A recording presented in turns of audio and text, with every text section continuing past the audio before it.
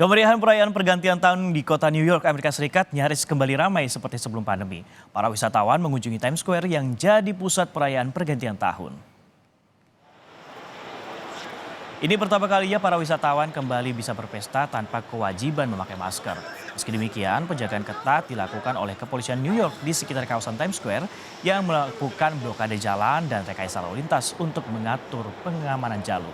Times Square sendiri mulai pukul 6 akan dimeriahkan dengan panggung hiburan bertambur bintang dunia.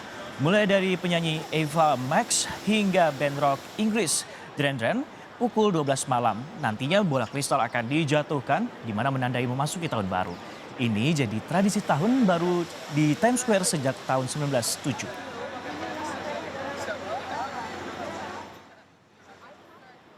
Kita akan pantau di Amerika Serikat perayaan tahun baru di Times Square kembali jadi pusat perhatian dengan jumlah wisatawan yang hampir kembali pulih seperti sebelum pandemi.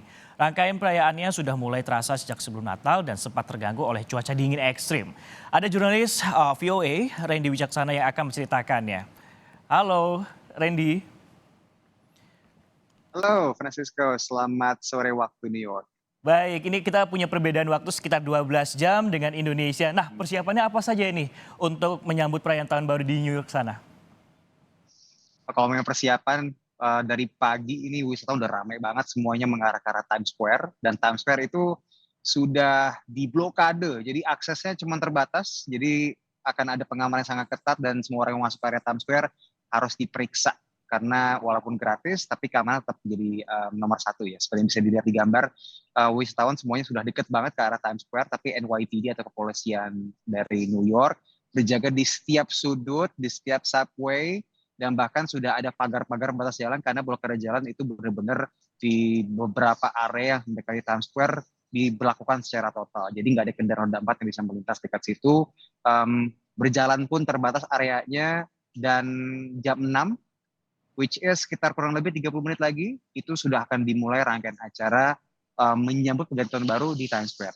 Tapi kalau misalnya ngomongin soal perayaan tahun baru, nggak cuma di Times Square aja. Times Square mungkin memang pusatnya ya untuk para wisatawan, tapi hampir seluruh kawasan New York City, mulai dari bar-bar, dari restoran, kemudian dari klub, semuanya memanfaatkan momentum ini untuk juga melakukan kegiatan. Jadi udah ramai. Yang menyenangkannya adalah, Saudara Kompas TV, kondisinya sudah hampir seperti sedia kala seperti sebelum pandemi. Karena dari jumlah orang yang datang dan bersenang-senang di kawasan New York City dan Manhattan ini, jumlahnya sudah ramai banget dan hampir tidak ada yang pakai masker lagi. Karena di sini kondisinya pemakaian masker sifatnya sudah opsional, alias tidak diwajibkan oleh pemerintah, meskipun demikian tetap dihimbau untuk keselamatan juga kesehatan masing-masing. Karena meskipun tingkat vaksinasi tinggi, cuman angka COVID tetap ada di sini, bukannya nggak ada sama sekali. Dan yang perlu saya laporkan di sini juga adalah keramaian di kawasan Times Square yang memang didominasi oleh para pelancong. Jadi di bulan Desember ini menjadi bulan favoritnya para pelancong untuk menikmati dekorasi Natal dan Tahun Baru yang memang meriah banget di sini, Saudara Kompas TV. Puncaknya nanti pukul 12 malam adalah penjatuhan bola yang sudah menjadi tradisi dari tahun 1907, bayangin. Tahun 2020 meskipun pandemi saat itu tetap dilakukan penjatuhan bola menjelang tahun 2021, bedanya adalah pada saat itu tidak ada pengunjung yang diperbolehkan datang. Boleh dijatuhkan pada saat tahun 2020 sebagai bentuk penghormatan aja kepada para nakes pada tahun 2020 yang berjuang keras untuk menyelamatkan orang-orang yang terdampak COVID-19. Tahun 2001 ke tahun 2022, which is tahun lalu, diadakan secara penuh tapi terbatas. Jadi ada social distancing, peringatan untuk menjaga jarak, dan kemudian wajib pakai masker. Tahun ini rasanya benar-benar sudah seperti sedia kala seperti sebelum pandemi. Tahun 2024 diprediksi wisata di New York City akan kembali seperti angka rekor yang pernah dicapai New York City pada tahun 2019. Baik, Randy, pelonggaran untuk aktivitas ataupun nantinya juga perayaan di New York sendiri sudah dilonggarkan oleh pemerintah sana. Nah, kalau untuk mengantisipasi cuaca ekstrim di sana itu seperti apa, Randy? Bisa kamu ceritakan? Antisipasi mungkin sudah lewat ya, karena cuaca ekstrimnya terjadi pekan lalu justru menjelang Natal. Saya ingat banget keluar pada sore hari itu masih pakai 2 layer jaket saja dengan kemeja untuk meliput Christmas market. Tiba-tiba pada pukul 5 sore ketika matahari terbenam, cuaca benar-benar turun ke angka -12. Itu baru di New York City.